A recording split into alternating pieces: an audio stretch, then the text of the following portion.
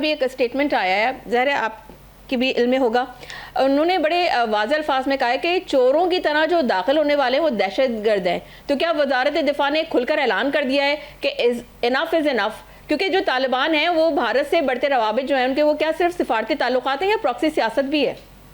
کیونکہ انہوں نے تو بڑا دو ٹوک بیان دے دیا آج خواجہ آصف نے. دیکھیے وہ ہمیں کلیئرٹی اور کنسسٹنسی کی ضرورت ہے.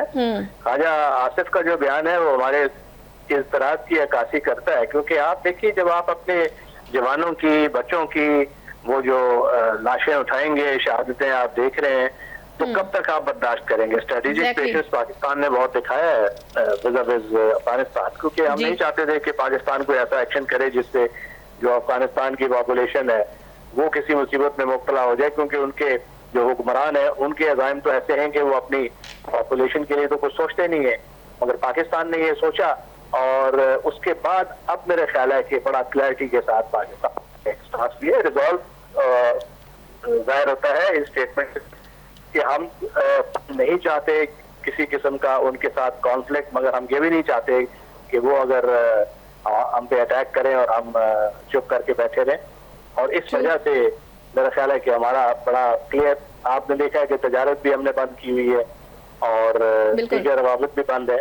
تو یہ ویٹ اینڈ سی ہے، ان کا بیہیویئر جب تک ماڈیفائی نہیں کریں گے تو وہ نارملٹی کی طرف پاکستان سٹیپ نہیں لے سکتا. اچھا، پاکستان کی جو خفیہ رپورٹس ہیں اس کے مطابق جو ٹی ٹی پی کے جو ٹھکانے ہیں وہ کن علاقوں میں ہیں؟ تو کیا افغان طالبان کو علم نہیں ہے یا وہ جان بوجھ کر خاموش ہیں؟ جب ہماری انٹیلیجنس رپورٹس کو یہ پتہ ہے تو سر یہ کیسے ممکن ہے کہ ان لوگوں کے علم میں یہ بات نہیں ہوگی؟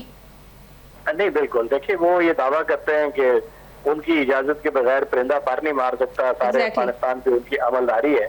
ان کو ایگزیکٹلی پتا ہے پن پوائنٹ ایکوریسی کے ساتھ کہ کہاں کہاں ان کے کیمپیبل کہ وہ ان کی معاونت اور انڈر دیر بینائن گیز چل رہے ہیں. دیکھیے اوپر سے کنر لے لیں، پوسٹ لے لیں، پکتیا لے لیں، پکتیسا، ننگرہار، یہ تو ایک کامن نالج ہے.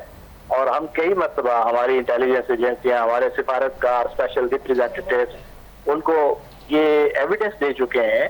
ویڈیو فوٹیج دکھایا گیا ہے ڈیورنگ دس استنبول پروسیس.